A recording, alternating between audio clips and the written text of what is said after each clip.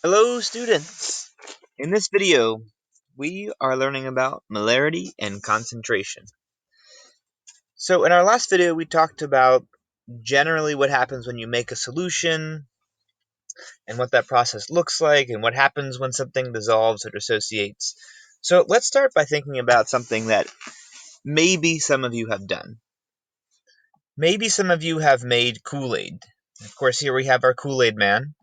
Or if not Kool-Aid, maybe Gatorade or lemonade or something where you have a powder, you have basically some sort of powdered sugar and coloring, and you dissolve it in water and you make a solution, right? That's what a solution is. When we dissolve something in water, we make a solution. That's a homogeneous mixture, right? The Kool-Aid is our solute, the water is our solvent. The Kool-Aid the Kool-Aid powder dissolves in the water, so that powder is soluble.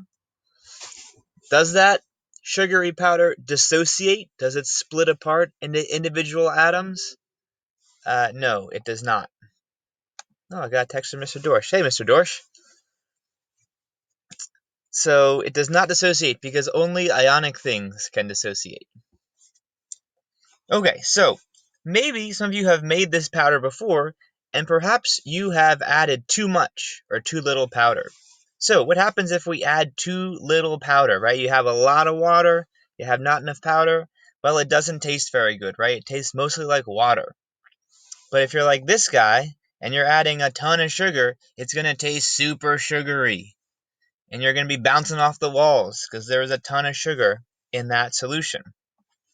Well, let's draw on this experience as we think about molarity and concentration. So, obviously, when we add different amounts of sugar, we are going to have a different concentration. So, our formal definition of concentration is how much solute is dissolved in a certain amount of solvent. So, the more sugar you dissolve in water, the more concentrated you are.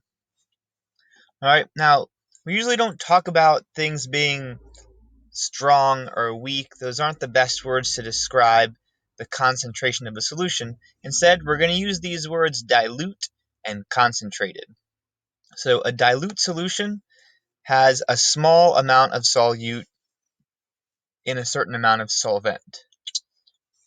A concentrated solution has a large amount of solute in a certain amount of solvent. So it's kind of like we're looking at density almost, right? Something that's concentrated is going to have a lot of solute in a certain area. It's almost like a high density of solute particles. And something that is dilute is going to have a low concentration of solute particles in a certain amount of solvent. So it's almost like it has a low density of solute particles. So of course, this concentrated solution is going to be kind of like this kid just dumping a whole container of sugar into this solution, and something that's dilute is going to be more like if you added just a little bit of powder. Now, the focus of this module is looking at different calculations with concentration. So one of the main ways that we measure concentration is through something called molarity, which we represent with a big M. That big M stands for molarity. So the formula for molarity is moles of solute, which we abbreviate with N, divided by liters of solution, which we abbreviate, of course, with a big L for liters. Now notice that this is liters of the total solution, not just liters of the solvent, which is usually going to be water, right? The liters of the whole solution. So when you add solute to a solution like this guy's doing here, come on, right? He's actually adding volume. The volume of the solution is going to go up a little bit when he adds solute. So just keep that in mind. It's the liters of the entire solution. Moles of solute divided by liters of the whole solution. Now, even though liters is the unit that we're going to use in this equation for molarity, in real life, it's not the only way that we measure the volume of a solution, right? You might use liters, but oftentimes we use milliliters as well. So if we have 1 liter of solution, how many milliliters do we have? Well, that's equal to 1,000. That's a really good thing to know because in the calculations that we do, you may have to convert between liters and milliliters. And in the next video, we're going to show you how to do that. But for right now, just know what the conversion factor is between liters and milliliters. Okay, one more idea before we end this video. Let's say that you have a very concentrated solution and you want to do something called a dilution, and you want to make it more dilute. So how would you dilute a solution? In other words, how would you make a solution less concentrated? Right, so here we have a super high concentration of solute particles. We have a lot of solute particles in this certain area of the solution. How would you make it dilute? So think about it. If you're this kid, you dumped a ton of sugar in this solution, you realized it was a bit too sweet for you. How would you make it more dilute?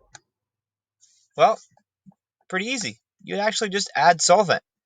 Right? In most cases, that means we're going to add water because water's usually going to be our solvent, not always. But whatever your solvent is, you're going to add solvent. Right? And that means a couple things, right? As you can see, if you're adding solvent, you're of course going to increase the volume. You're adding more stuff. Right? Well, what's going to happen to molarity when we dilute a solution?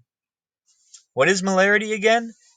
How do we use molarity? What does molarity measure? Remember that molarity is a measure of concentration, how much solute is dissolved in a certain amount of solvent. So if we dilute a solution, our molarity is going to go from a high molarity to a low molarity. We're going to go from concentrated to dilute. All right. Just as one other note, think about what's going to happen to your moles of solute if you do a dilution. Right? We see that our volume's increasing, our molarity's decreasing, but our moles of solute, that's staying the same, right? We didn't add any solute to it. Of course, the solute's going to be less concentrated, it's going to be less dense in a way, but there's still the same number of solute particles in there. That is not going to change. Okay, that is the end of this video. Hope you had a good time, and in the next video, we're going to talk you through some calculations. All right, bye.